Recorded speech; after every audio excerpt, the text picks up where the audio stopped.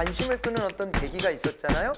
그것에 대해서도 영향을 봐야 되는데 그게 이제 임팩트입니다.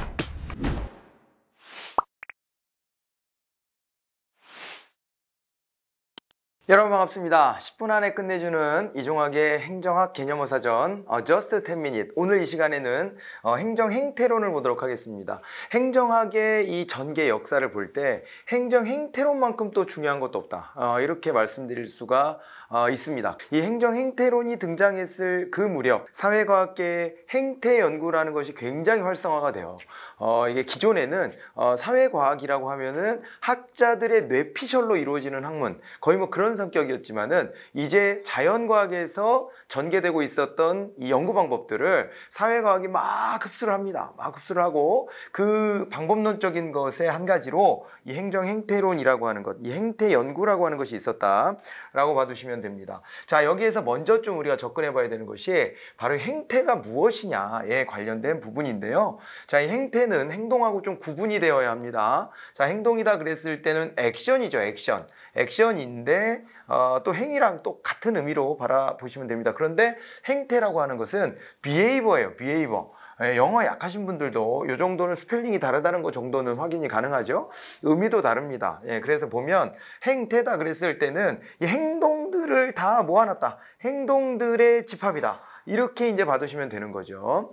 이게 보면 행정인의 행위를 관찰해가지고 법칙을 발견하고 이를 통해서 행정인 행태를 정립하려고 하는 것이다. 즉, 각자 행정인들이 어떤 상황에서 보여주는 행위들이 있을 거 아니에요. 그 행위들을 관찰한 다음에 그 행위들 속에서 공통점을 모아서 그걸 가지고 법칙화를 하는 거죠. 법칙화를 하고 이를 통해서 행정인들의 행태를 정립하는 것입니다. 그렇게 봐두시면 되고, 자, 요 이제 행정 행태론을 정립했던 학자가 바로 허버트 사이먼이라는 분입니다. 엄청난 분이고, 이분이 말입니다. 허버트 사이먼 같은 경우에 1945년도에 행정 행태론이라는 저술을 남겨요. 이분이 이 즈음에 같이 남겼던 저술이 하나가 또 뭐가 있냐면은요, 이게 그 행정 원리주의를 비판하는, 그래서 기존의 행정학자였던 어윅이나 귤릭 같은 사람들이 남겨놨던 논문들을 엄청나게 이제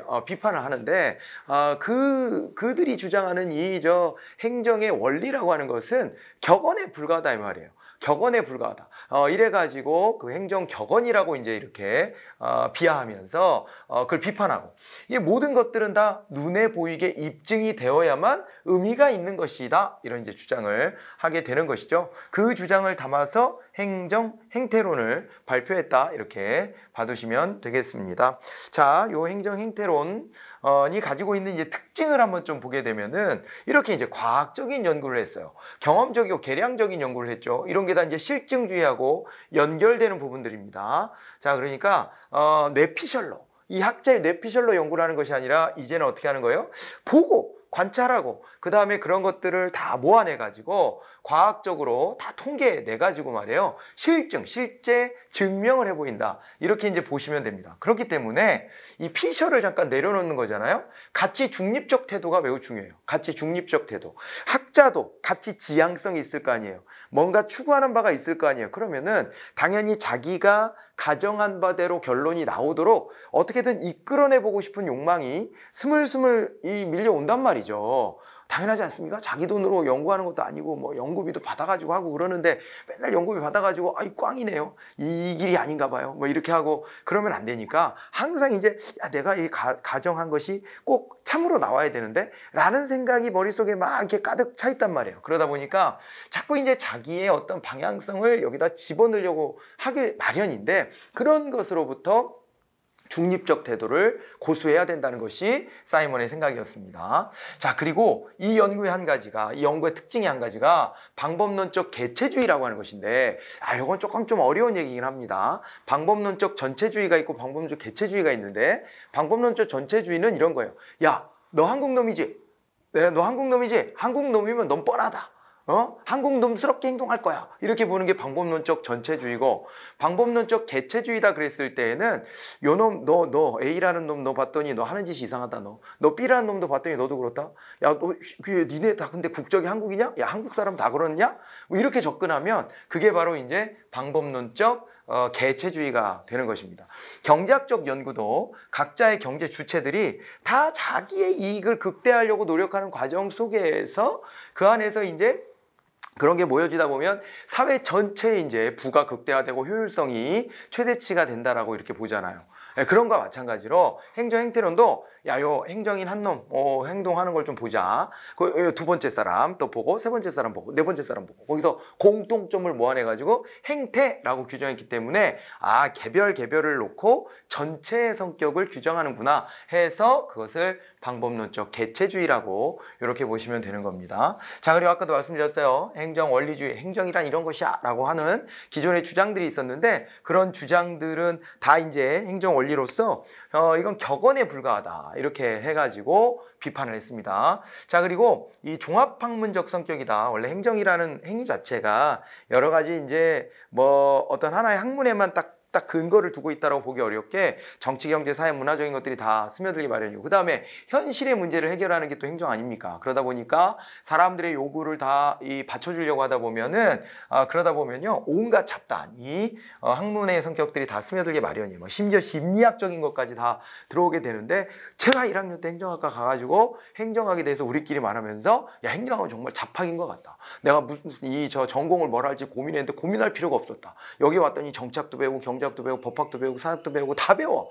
그래서 이걸 이제 잡학적 성격으로서 이렇게 봐두시면 되는데 잡학은 좀 왠지 좀 불쾌하니까 종합학문적 성격이다 이렇게 봐두시면 좋을 것 같고 태도나 의견이나 개성을 이제 포함한다는 얘기는 이거는 이 얘랑 좀 대비돼 보이잖아요. 그런데 잘 보셔야 될 게 학자는 가치 중립성을 지키되 연구 대상자인 행정인들의 태도나 행정인들의 의견이나 행정인들의 개성이나 이런 것들을 갖다가 우리가 막 설문조사 같은 거 해가지고 모아내 보자는 거예요. 이런 게 이제 연구 대상이 된다라고 하는 것까지 함께 살펴보시면 좋겠습니다.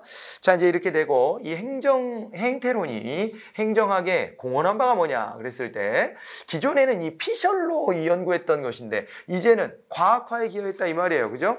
과학적으로 이제 이걸 입증해주고 실증해줬다라는 점에서 행정의 이 과학화에 기여했다는 점이 매우 이제 중요하고요. 또 하나가 말입니다. 또 하나가 사회 심리적 이제 심리학적 이 태도를 견지하게 됐다라고 하는 거. 사람이라는 것을 중심에다 놓고 그 사람들이 어떻게 하는지를 이제 들여다봤다는 점에서 학문적으로 굉장한 의미가 있다 이렇게 살펴보시면 되겠어요. 자, 그러나 나름의 한계도 있습니다. 어디서부터 할까? 어디서부터? 자, 일단은 말이에요. 이게요, 그 행정이라고 하는 거의 특수성을 좀 이제 감안해야 되는데, 그거를 좀 무시했다라는 이제 비판을 받습니다. 행정은 같이 중립적일 수 없는 거 아니냐. 왜냐하면 공익성이라는 걸 달성하려고 하는 것이고, 사회적 약자에 대해서 신경 써야 되는 것인데, 어떻게 행정이라고 하는 게 이 공공성에서 떠나서, 그냥 이 객관적으로 실증만 해가지고 이게 학문이 될 수 있단 말이냐. 뭔가 지향하는 바가 있어야지. 옳고 그름에 대한 판단을 해야 될 거 아니냐. 이런 이제 비판이 있고요. 너무 이 연구 방법적인 것에 집착한 거 아니겠느냐, 이게. 그런 이제 비판도 하는 겁니다. 그리고 이것이 미국 내에서는 뭐 그럭저럭 먹혀드는 뭐 케이스가 되겠지만 개발도상국 같은데 다른 나라들, 제3세계 국가들 같은 데는 적용이 좀 어렵고 또 보수적이에요. 그냥 지금 하고 있는 행동들을 그대로 그냥 관찰하는 거잖아요. 그러다 보니까 보수주의 경향이 매우 강하다 이렇게 이제 평가를 하기도 합니다. 보수주의 경향이 강하다. 다시 말해서 이게 새로운 어떤 그 혁신안 이런 것들을 제시하고 행정인들 그렇게 하면 안 되지. 저 방향으로 갑시다. 그래 나를 따르라 이런 게 좀 있어야 되는데 그런 게 전혀 없잖아요. 지금 그냥 어떻게 하나 이렇게 관찰해가지고 거기에서 이제 공통점을 모아내기 때문에 이 보수주의 경향을 띈다는 점도 비판의 대상입니다. 그 다음에 가치 판단 배제의 비현실성. 실제로 가치 판단 배제가 되느냐? 학자들이 철저히 가치 이 판단을 배제하고 가치 중립성을 유지할 수 있겠는가라고 하는 이제 의문을 제기하는 것이고 사람인지라 어렵지 않겠냐 이렇게 보는 거고요. 연구 대상이 좀 제약되어 있었다. 그리고 폐쇄 체제라는 것은요. 아직까지는 이 환경적인 측면에 대한 고려를 안 했다. 이 행정인들은 도대체 왜 이렇게 행동하는지에 대해서 이 사회가 갖고 있는 이 환경적인 테두리가 있을 거 아니에요.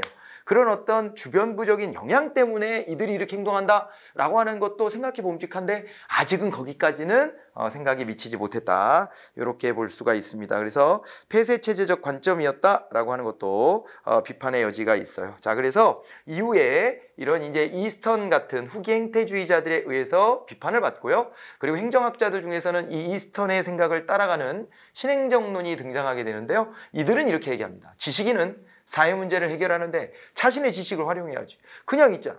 사실관계가 이렇다까지만 말하는 것은 무슨 의미가 있겠냐. 이렇게 이제 비판을 했다는 점도 함께 들여다보시면 좋겠습니다. 이번 시간에는 행정 행태론에 대해서 살펴봤습니다. 감사합니다.